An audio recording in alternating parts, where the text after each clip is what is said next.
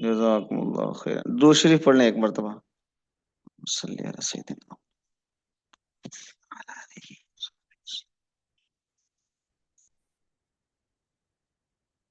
हाँ जी, बिस्मिल्लाहिर रहमानिर रहीम। आज दो बातें छोटी छोटी हैं जो आपके साथ शेयर करनी है। एक तो जब हम तहकीक करते हैं तो उसमें कुछ सोर्सेज इस्तेमाल करते हैं। तो उन सोर्सेज को हम प्राइमरी सोर्सेज और सेकेंडरी सोर्सेज का नाम देते हैं। सानवी माखज, बुनियादी माखज और सानवी माखज। अव्वल दर्जे के माखज और दूसरे दर्जे के माखज। तो वो क्या होते हैं, थोड़ा सा इस पे बात करेंगे। और जब हम ख़ास तौर पे लिटरेरी रिसर्च करते हैं तो उसमें हमें किताबें कंसल्ट करनी होती हैं, सोर्सेज कंसल्ट करने होते हैं, रिटन सोर्सेज, डॉक्यूमेंट्री सोर्सेज। तो उसमें आपने किसी भी सोर्स का रेफरेंस कैसे देना है, तो आप लोगों की नज़र से गुजरा होगा ये, लेकिन दोहराने के लिए मैं ये दो बातें अर्ज कर देता हूँ। उसके बाद फिर कुछ मेरे ज़हन में टॉपिक हैं, अगर आप में से कोई उस पे कोशिश करे,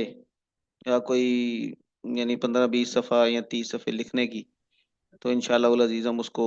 एक प्रैक्टिस के तौर पे भी ले सकते हैं। सोर्सेज दो तरह के हैं। प्राइमरी सोर्सेज, प्राइमरी का मतलब होता है कि जो वो किसी भी बात का वो सोर्स जो सबसे अव्वल है, और उसमें अथेंटिकेशन ज्यादा है, उसमें एतमाद की ज्यादा इम्कानात हैं, उस पर एतमाद किया जा सकता है। क्योंकि जब भी किसी बात के दरमियान ज्यादा वास्ते आ जाते हैं तो उस बात में आमेजिश, दीगर चीजों की आमेजिश, इसके इम्कानात बढ़ जाते हैं। तो इसलिए जब भी आप रिसर्च करते हैं तो उसमें प्राइमरी सोर्सेज को तलाश करना मालूमात के लिए ये एक अहम हिस्सा है तहकीक का। और जब हम कोई फील्ड वर्क करते हैं जिसमें यानी लोगों के साथ मिलना हो, ये वाली तहकीक हो, तो उसमें प्राइमरी सोर्स डायरेक्ट कांटेक्ट को कहते हैं उस शख्सियत के साथ, या उस वाक़े के साथ के जिसको आपने यानी जिस पर रिसर्च करनी है। मसलन आप, जी ठीक है, मसलन आपने कोई इंटरव्यूज करने हैं किसी टॉपिक पे, तो उस टॉपिक के जो कंसर्न शख्सियात हैं या इदारे हैं, आप उनके साथ पर्सनल कांटेक्ट बना के तो उनके साथ जब गुफ्तगू करेंगे तो ये प्राइमरी सोर्स कहलाएगा। और अगर उसके बारे में आप किसी और जरिए से, यानी उसके साथ बाकायदा मिल के, मिलने के बजाय आप उसमें किसी पम्फलेट का हवाला देंगे या उनके किसी बुक का हवाला देंगे, तो उसको हम सेकेंडरी सोर्स के तौर पे लेंगे। ये तो उस वक्त है कि जब आप करेंगे, फील्ड वर्क करेंगे। लेकिन जब आपने डॉक्यूमेंट्री रिसर्च करनी हो, डॉक्यूमेंट्री का मतलब है कि कोई डॉक्यूमेंट पढ़ के तो आपने कुछ चीजें लेनी है, तो उसमें जो बात किसी माखज में सबसे पहले लिखी गई हो, आपने अगर उससे वो बात ली है तो इसको हम प्राइमरी सोर्स कहेंगे। मिसाल के तौर पे हदीस है,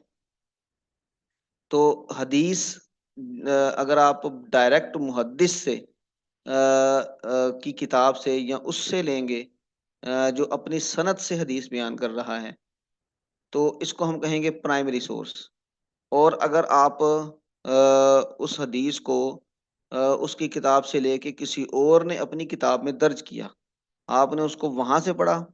और फिर आपने उसका रेफरेंस दे दिया, तो ये सेकेंडरी सोर्स होगा। मसलन बुखारी है, अगर उसकी की कोई रिवायत आप बुखारी के अंदर से लेते हैं बराह रास्त, तो ये प्राइमरी सोर्स है। और मसलन रियाजुस सालिहीन है या मिशकात है, मिशकात और रियाजुस सालिहीन वगैरह वगैरह जैसी किताबों में ये मजमूए होते हैं जो मुख्तलिफ हदीस की किताबों से इस्तेफादा करके تو لکھے گئے ہیں۔ اس میں محدث اپنی سند سے حدیث بیان نہیں کر رہے ہوتے، تو اس میں بخاری مسلم اور دیگر کتابوں کی احادیث لے کر انہوں نے جمع کی ہوتی ہیں۔ تو اگر آپ نے یہاں سے حدیث لی ہے تو یہ حدیث کا سیکنڈری سورس ہوگا، اور جب آپ ریسرچ کریں گے تو آپ کو پرائمری سورس کا ریفرنس دینا ہوگا اگر وہ موجود ہے تو۔ اگر وہ ناپید ہو چکا ہے، وہ ہے ہی نہیں دنیا میں، تو پھر آپ سیکنڈری سورس کا ریفرنس دیں گے اور اس سے اس پر اعتماد کر لیں گے۔ اس کی ایک مثال ہے جیسے عبداللہ بن عمر بن عاص اور اسی طرح ابو ہریرہ، انہوں نے بالکل اپنے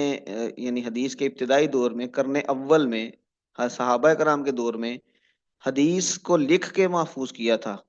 اور ان کی کتابوں کے نام بھی موجود ہیں۔ حضرت ابو ہریرہ کی، حضرت عبداللہ بن عمر بن عاص اور دیگر صحابہ کرام کی کتابوں کے نام موجود ہیں۔ تو اگر آپ کو وہ والی کتابیں ڈائریکٹ، یعنی انہوں نے کوئی کتاب لکھی ہوتی ہے اور وہ کتاب آپ کو ڈائریکٹ مل جائے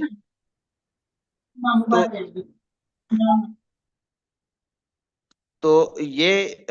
ہم کہیں گے کہ یہ بہت زیادہ قابل اعتماد چیز ہوگی، اور اس کی ڈائریکٹ کتاب سے حوالہ دینا جس میں حضرت ابو ہریرہ نے خود وہ کتاب بنائی، وہ ہمیں میسر آ جائے تو پھر تو سونے پہ سہاگا۔ لیکن ڈائریکٹ حضرت ابو ہریرہ کی یعنی مرتب کرتا مؤلفہ کتاب ہمیں نہیں ملتی، تو ان کی کتاب کے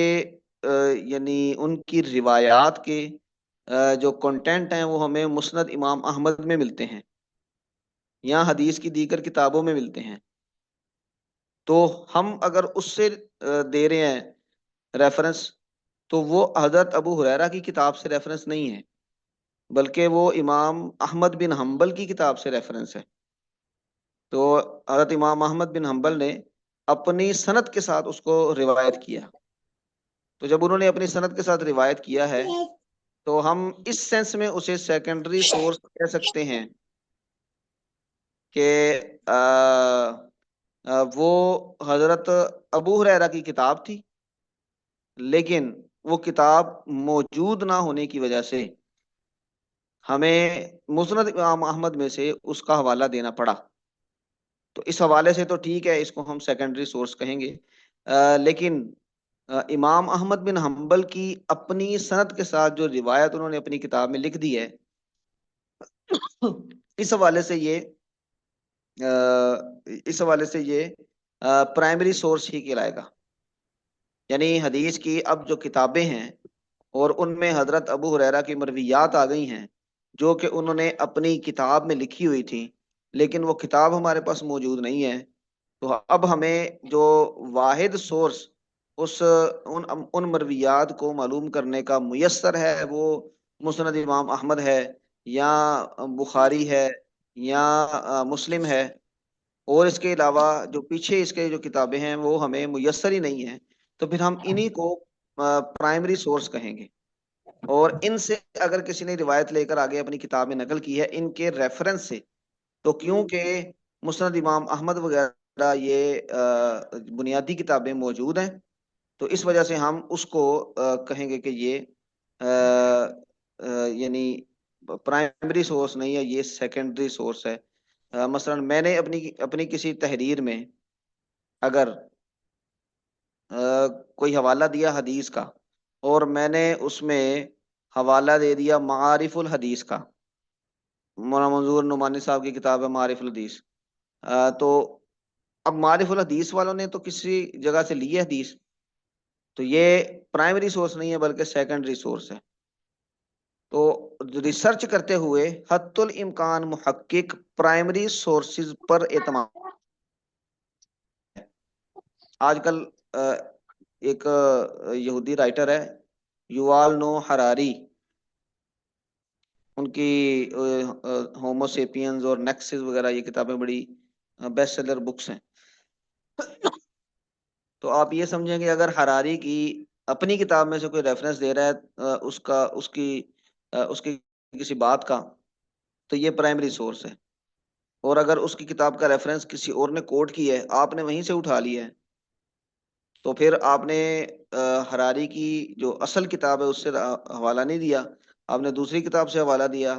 تو آپ کا یہ سیکنڈری سورس ہوگا، اور ریسرچ کے اندر سیکنڈری سورسز پر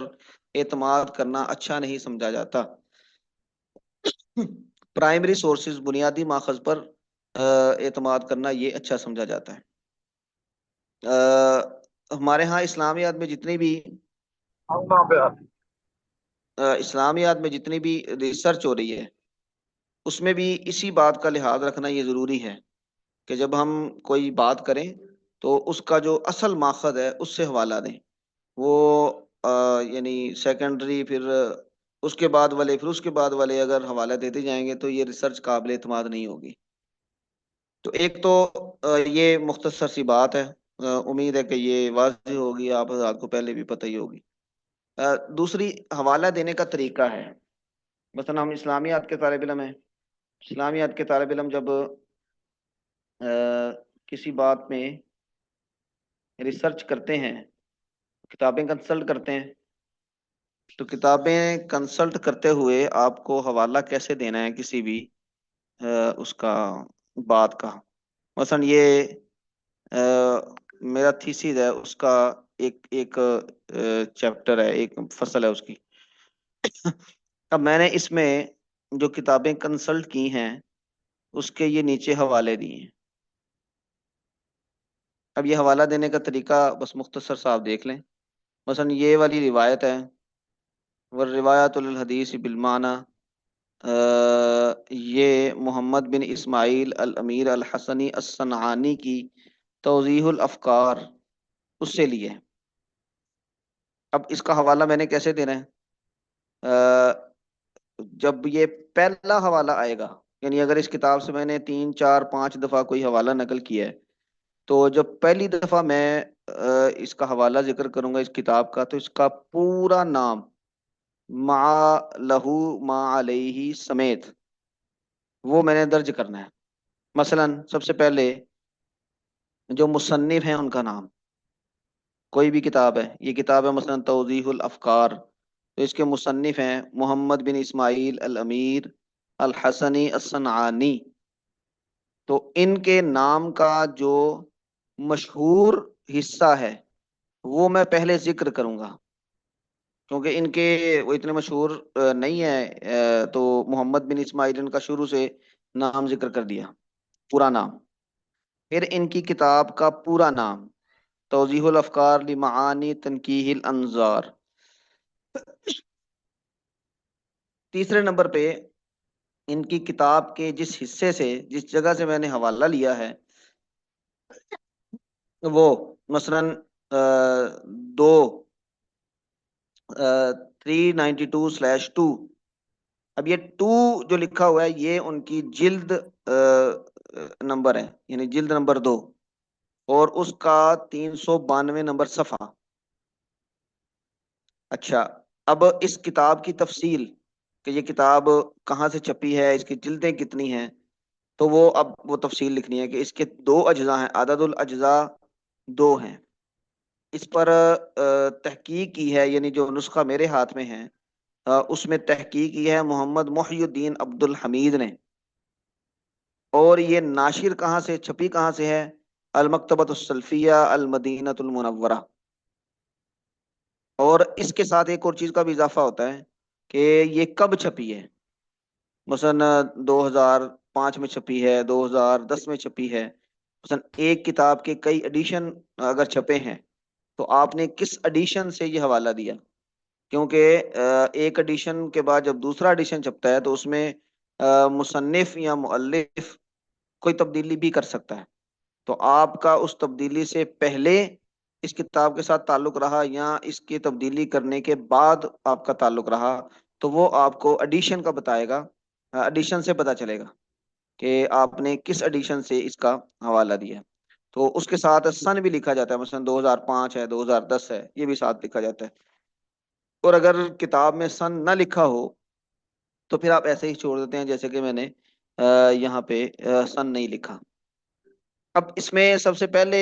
آپ لکھیں گے رائٹر کا نام،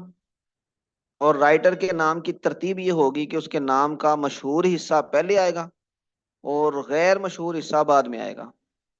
اور پھر کتاب کا پورا نام، پھر جہاں سے آپ نے استفادہ کیا ہے کتاب سے وہ جگہ آئے گی، صفحہ نمبر، جلد نمبر وغیرہ، پھر کتاب کی تفصیل آئے گی کہ کتاب کہاں سے چھپی ہے، اس کی جلدیں کتنی ہیں اور کس سن میں چھپی ہے، اس کو کہتے ہیں پورا حوالہ۔ اب نیچے اگر میں نے اس کتاب کا دوبارہ حوالہ دیا ہے تو اب میں صرف اور صرف اس کتاب کا نام، مصنف کا مختصر نام، کتاب کا نام اور جلد اور صفحہ نمبر لکھ دوں گا تو یہ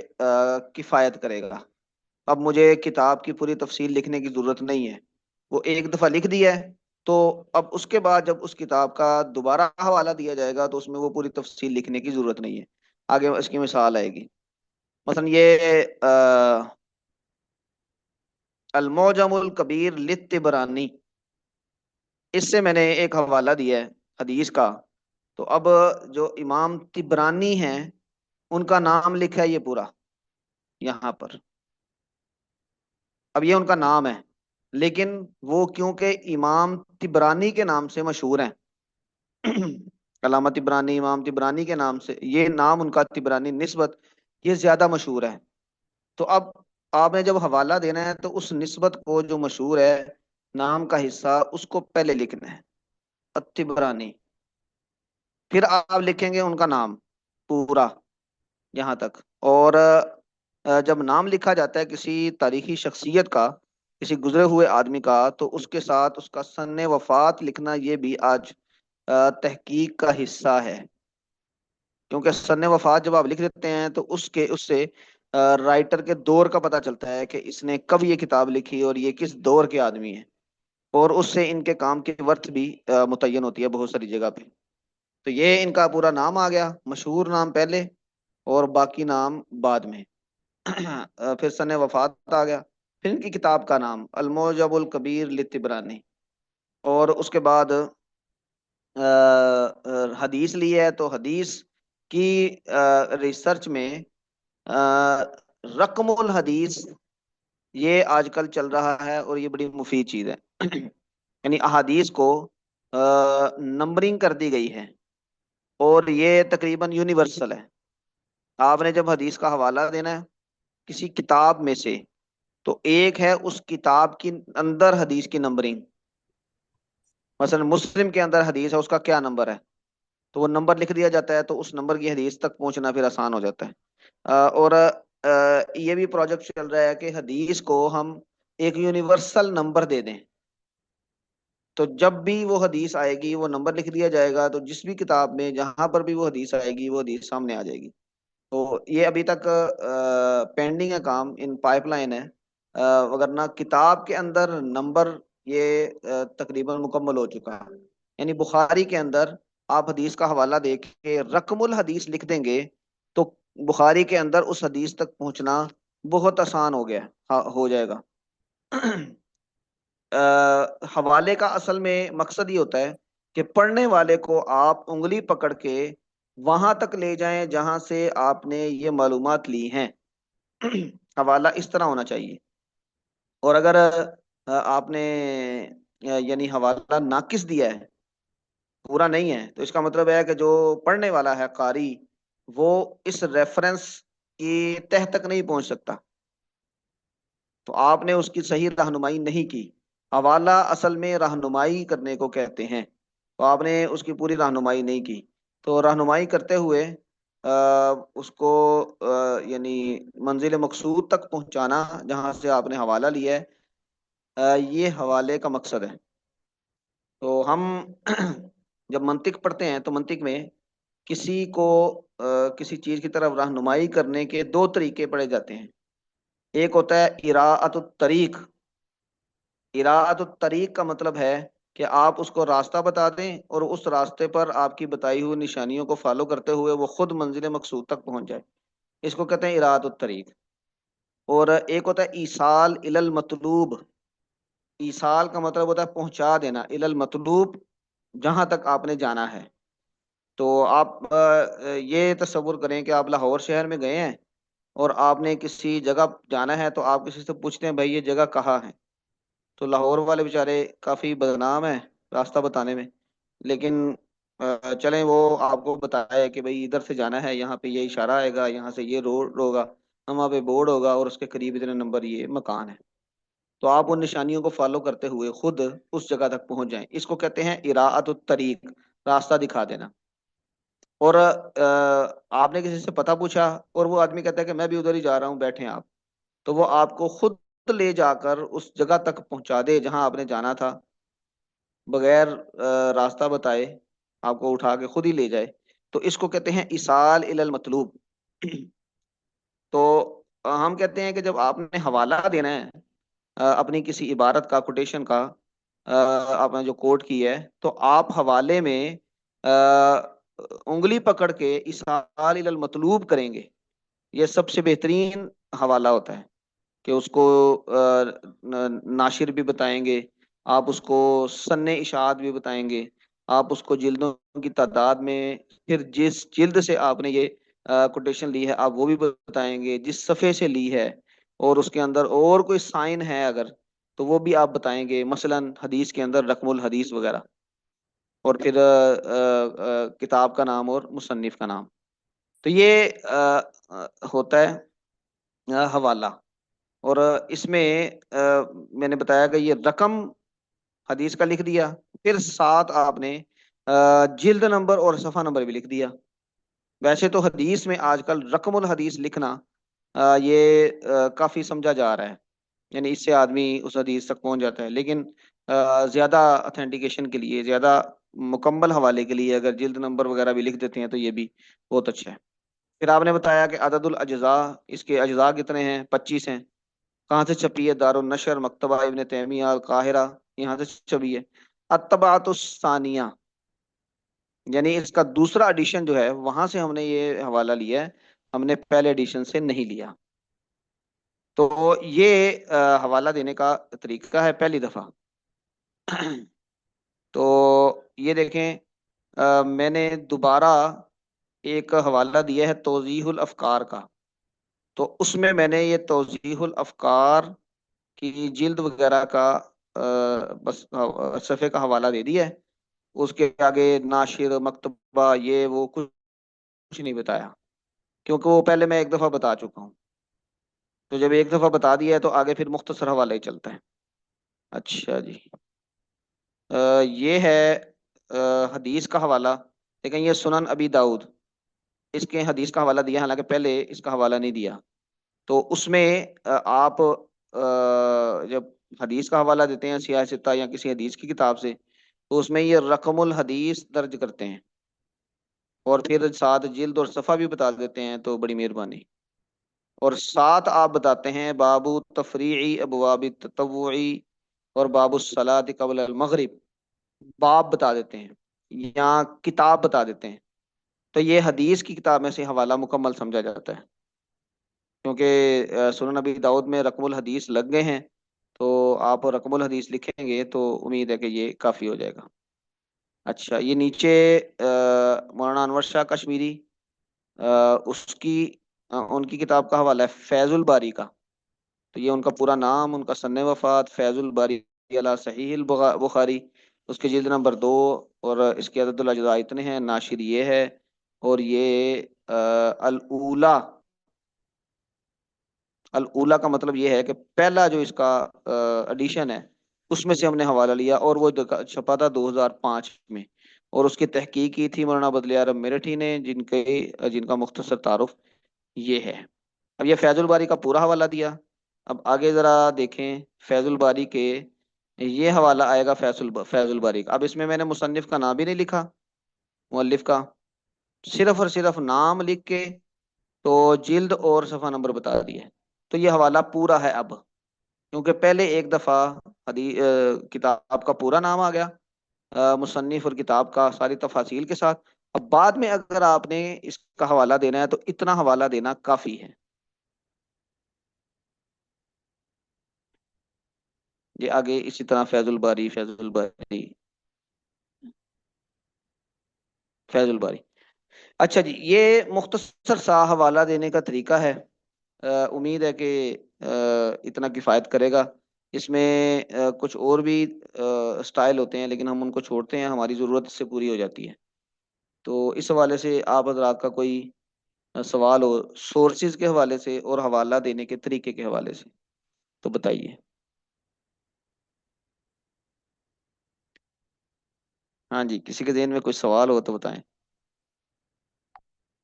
آج ہم نے یہ بات کرنی تھی۔ اچھا چلیں، دوسرے نمبر پہ میں یہ گزارش کرنا چاہ رہا تھا کہ ہم نے اصول تحقیق میں جو چیزیں پڑھی ہیں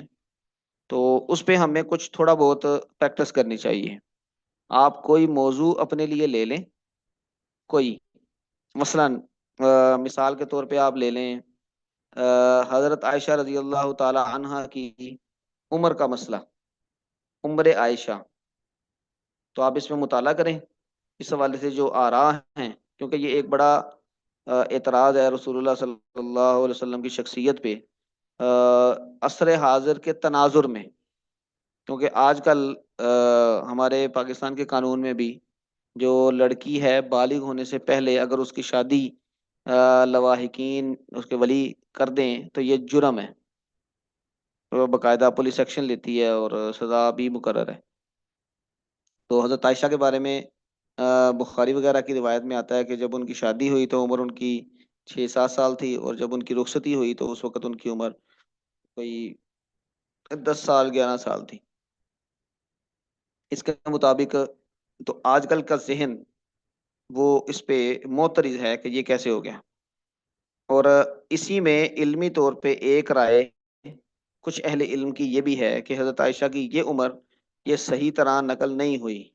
بلکہ حضرت عائشہ کی جو عمر تھی آپ صلی اللہ علیہ وسلم سے شادی کے وقت وہ 18 یا 19،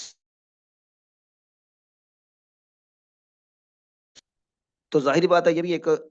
تاریخی بات ہے، اور اس میں یہ دونوں طرف کے دلائل کو چیک کرنا، پھر یہ دیکھنا کہ دلائل دونوں میں سے کس کے مضبوط ہیں، اور پھر اس بنیاد پر اپنا موقف بنانا کہ حضرت عائشہ کی عمر 9-10 سال تھی رخصتی کے وقت، یہاں 18-19 سال تھی، تو یہ ایک ٹاپک ہے۔ تو مثلا مثال کے طور پہ میں کہہ رہا ہوں کہ جو ہمارے ریلیونٹ ہے ہم ان ٹاپکس کی طرف آئیں، تو آپ اس پہ دیکھ لیں کوئی کرنا چاہے۔ آج کل فیمنزم کا بڑا چرچا ہے، خواتین کے حقوق کے بارے میں، تو فیم فیمن فیمنسٹ کون ہوتے ہیں؟ جو فیمنزم کی تحریک ہے وہ اصلاً کیا ہے، ان کے مواقف کیا ہیں، ان کی ڈیمانڈز کیا ہیں، وہ کس چیز کا سے متاثر ہو کے وہ تحریک اٹھی، کس دور میں اس کو پروجیکشن ملی، اور پھر اسلامی جو سوسائٹیز ہیں اس تحریک کو ان پر کیا کیا اعتراضات ہیں، تو یہ ایک اچھا ٹاپک ہے۔ میری بھی دلچسپی کا ہے، میں اس پہ پوسٹ ڈاک کا ایک ایک پہلو سے پوسٹ ڈاک کا ایک پروجیکٹ بنا رہا ہوں اس پہ کام کرنے کے لیے، تو اگر کوئی اس پہ کام کرنا چاہ رہا ہے تو یہ بھی relevant to the modern age ہے۔ پھر جمہوریت ہے ہمارے ہاں،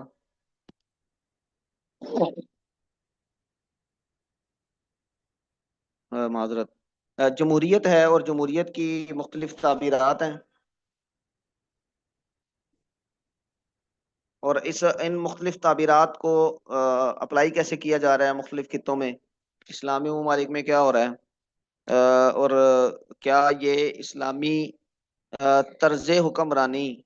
کے ساتھ اس کا کمپیٹیبلٹی ہے یا نہیں ہے، اس کو دیکھنا یہ بھی ایک یعنی جاری بحث میں آپ حصہ ڈال سکتے ہیں اس میں۔ تو اس طرح کے جو موضوعات ہیں کہ جن کا ہمارے زمانے کے ساتھ تعلق ہو، اور یعنی کشمکش جاری ہو، سوالات ہو رہے ہوں، دلائل دیے جا رہے ہوں، مواقف بن رہے ہوں، تو ان میں سے کوئی ایک آپ لے لیں اور اس پہ مطالعہ کریں، اور مطالعہ کر کے تو ہمارے ہمارے لیے ہمارے استفادے کے لیے آپ کچھ پریزنٹیشن کوئی مضمون 15-20 صفحے کا یا جتنا آپ چاہتے ہیں اتنا یہ تیار کریں، اور اس میں ان چیزوں کا خیال رکھیں کہ جو ہم نے اصول تحقیق کے کورس میں پڑھی ہیں۔ तो कौन कौन हिम्मत करेगा?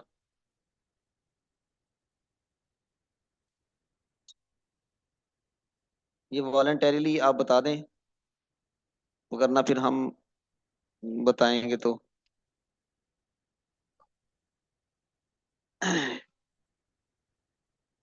कोई भी हिम्मत नहीं करेगा? चलें, आप ग्रुप में बता दें। एक प्रैक्टिस के लिए 1 महीना 1.5 महीना थोड़ा थोड़ा करके भी आप करें तो उम्मीद है कि कोई छोटा मोटा टॉपिक उस पे हम काम कर सकते हैं, और ये प्रैक्टिस हो जाएगी आगे फिर काम करने के लिए। उम्मीद है कि इससे कुछ मुआवनत होगी, रास्ते खुलेंगे इंशाल्लाह। तो मेरी बात आज यहाँ पे मुकम्मल हो गई, और साथ ही इस कोर्स की जो बुनियादी बातें हैं वो हमने कर ली हैं। तो अगर अगले किसी लेक्चर में कोई मजीद नई बात हुई तो वो एक आध लेक्चर और होगा। वगरना हमारा ये वाला कोर्स यहाँ पे मुकम्मल हुआ। जी।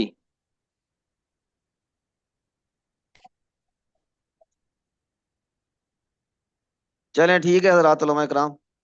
अल्लाह ताला आपको खुश रखे। जितना हमने साथ वक्त गुजारा अल्लाह उसको कबूल करे,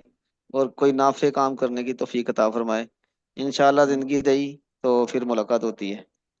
जज़ाकुमुल्लाह खैरन। अस्सलामु अलैकुम वरहमतुल्लाहि वबरकातुहू।